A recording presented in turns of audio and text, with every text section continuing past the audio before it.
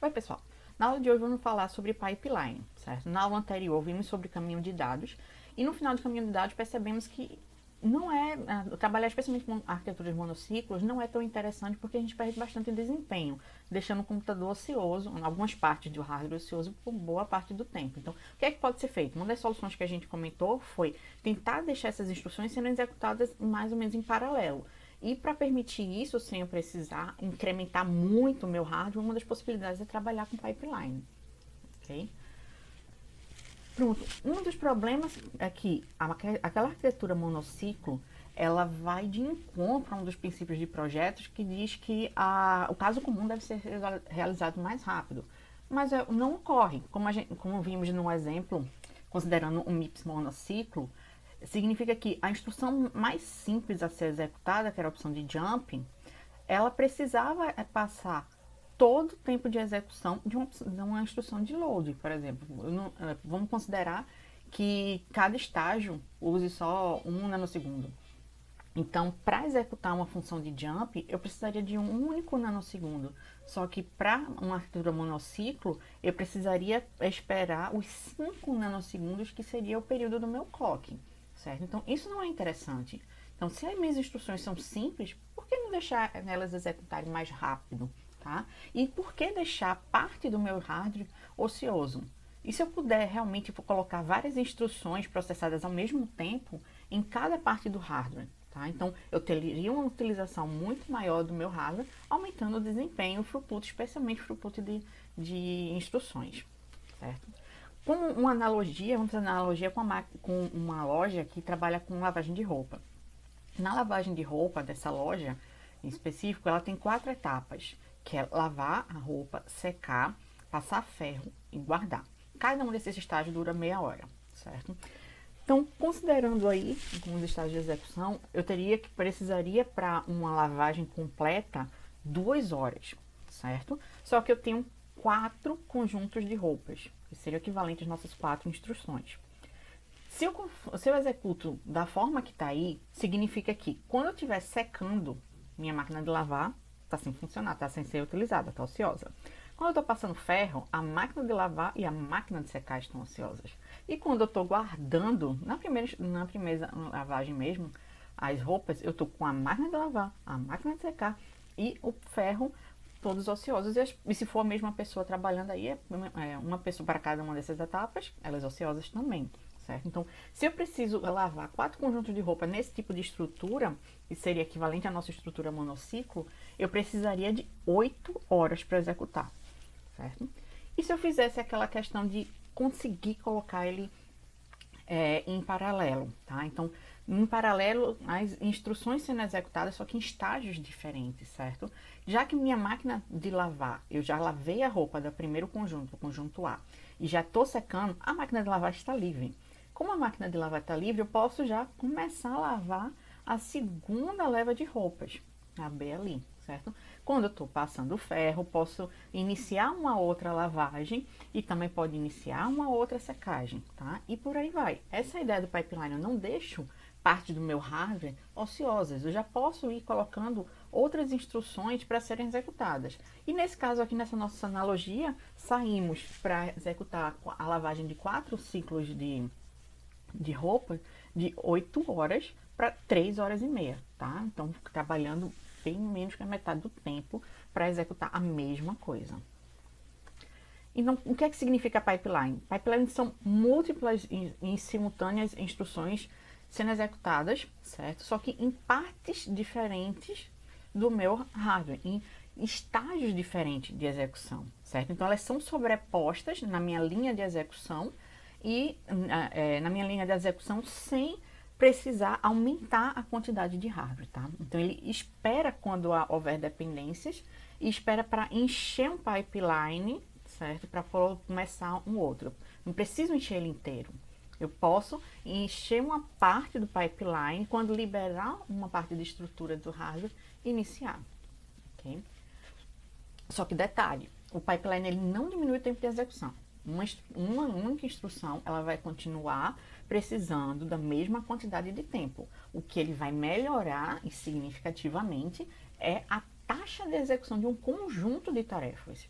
Então, para uma instrução, ficamos com a mesma questão, certo? Uma única instrução, o tempo de execução é o mesmo. Mas se eu tenho um conjunto de instruções, ou seja, um programa para ser executado, aí sim eu tenho uma melhora, tá? Então, eu vou ter um throughput de instruções bem mais elevado. E vamos lá, para o MIPS a gente começou, porque ele tem cinco ciclos, 5 estágios de execução, que seria o buscar a instrução, decodificar a instrução, executar a operação, armazenar em memória e escrever o resultado de volta no registrador. Então, eu tenho 5 estágios que eu posso trabalhar, equivalente aí, onde está mostrando como ciclo, certo? Esses 5 estágios que eu possa quebrar, vamos chamar assim, quebrar a execução da minha instrução, certo? Então, em todos os estágios do pipeline, ele vai utilizar um único ciclo de clock, só que de modo que ele precisa ser grande o suficiente para acomodar a operação mais lenta, a mesma coisa que a gente trabalhava com a ideia do multiciclo, certo? E assim como o projeto de um ciclo único de clock, ele precisa levar o tempo de ciclo de clock no pior dos casos, embora algumas instruções possam ser realizadas mais rápido, certo? Como podemos ver no exemplo aqui, tem uma instrução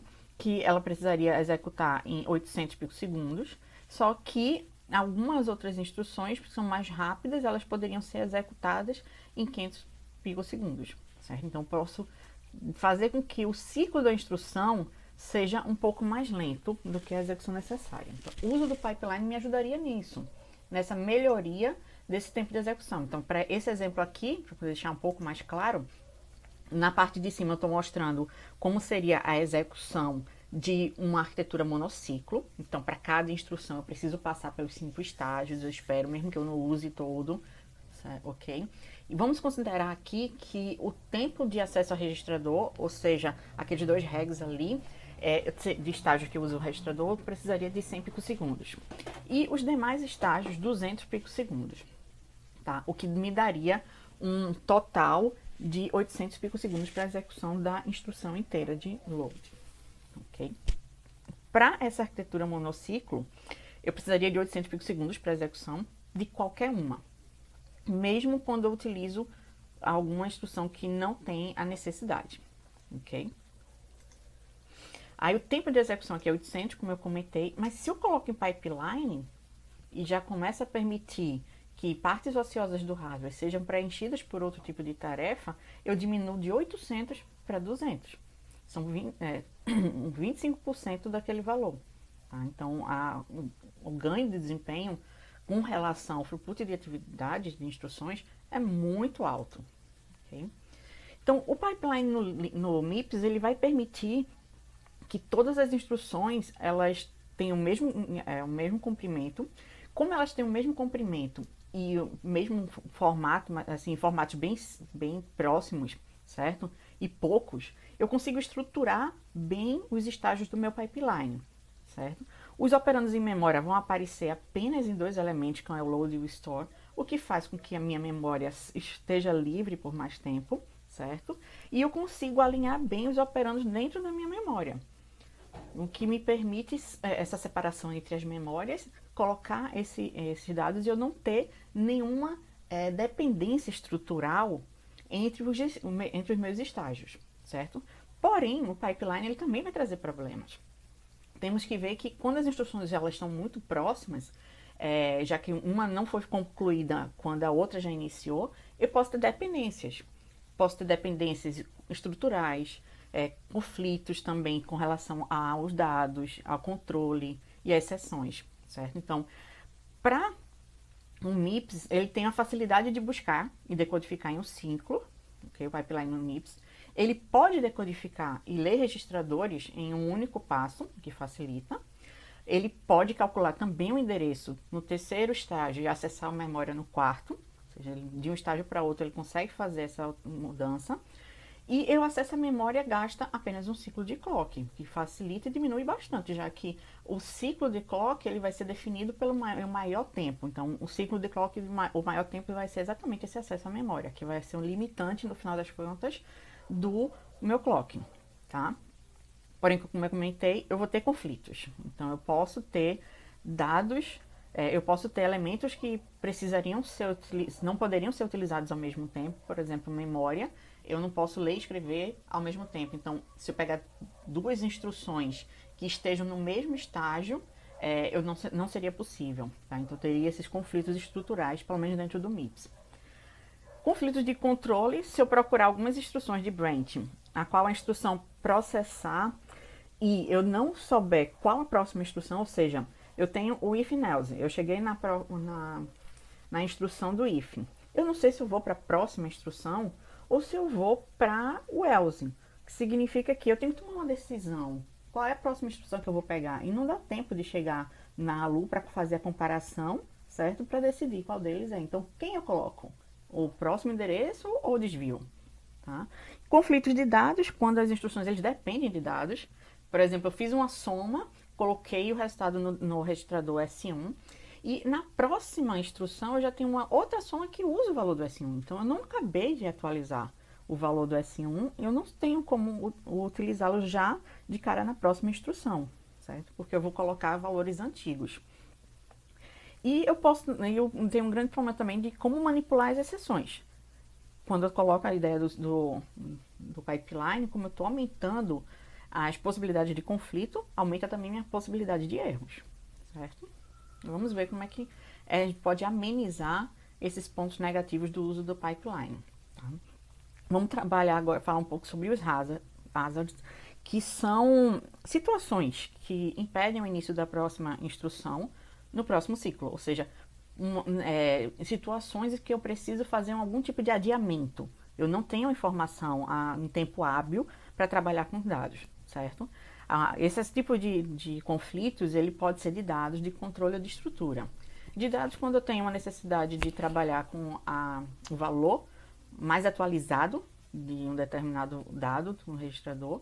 O de controle, quando eu tenho desvios, como é que eu trabalho com essa ideia de desvios. E a de estrutura, quando eu não tenho um hardware suficiente ou um hardware que trabalhe, que permita esse tipo de pipeline. Tá? Vamos conversar um pouco sobre o conflito de dados.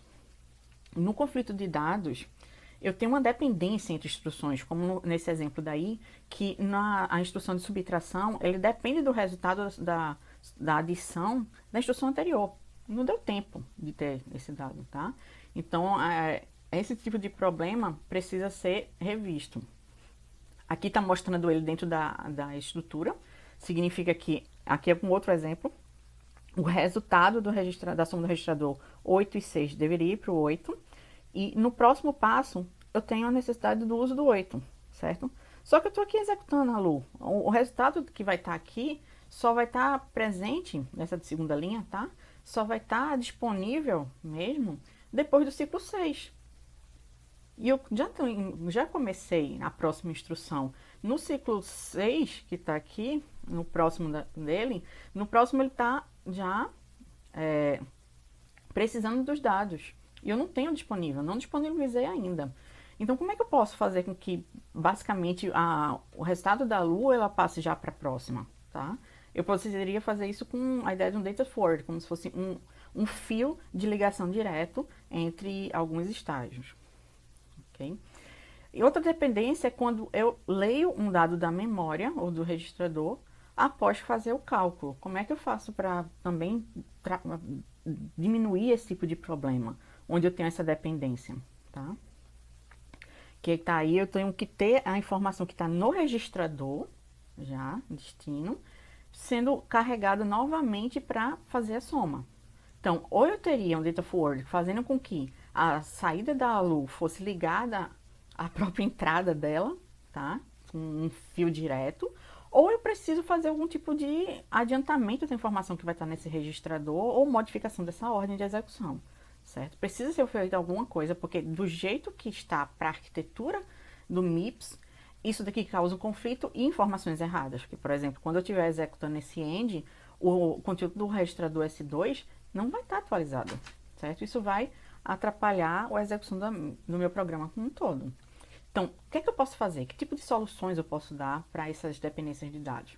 Duas possibilidades mais usadas são a inserção de bolhas e a ideia de antecipação do dado. Tá? A inserção de bolhas é quando o montador identifica a dependência, ele insere instruções que não fazem nada.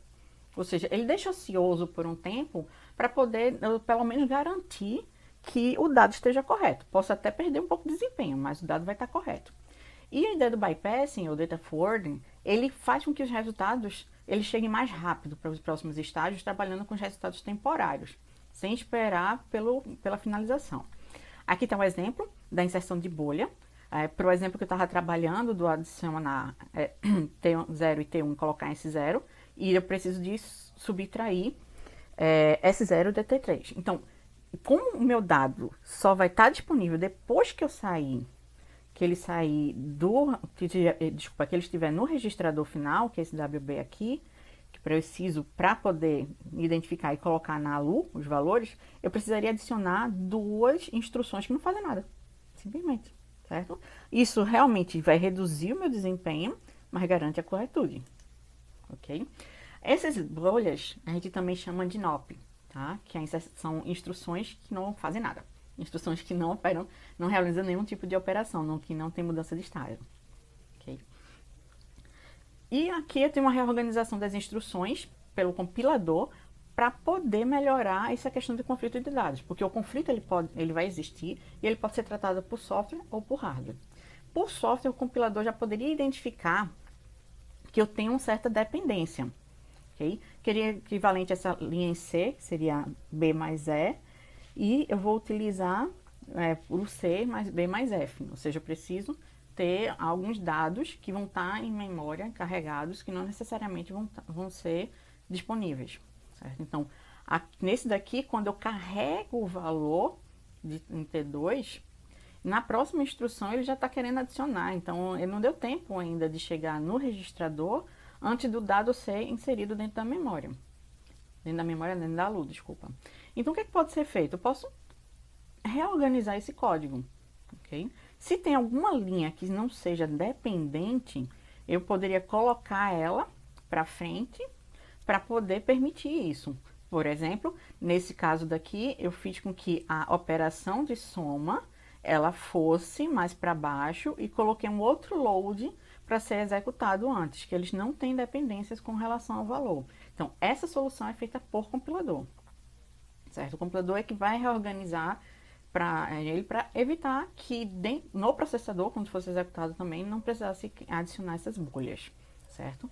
E a dependência de ler após carregar, que foi basicamente o problema mostrado anteriormente, certo? Onde eu preciso de um dado de memória e que esse dado de memória já esteja disponível. De novo, eu posso reordenar. Aqui é exatamente a solução para o problema anterior. Eu reordeno, colocando um outro load, uma outra opção, no lugar por exemplo, de inserir essas bolhas, de eu perder dados sendo executados, tá?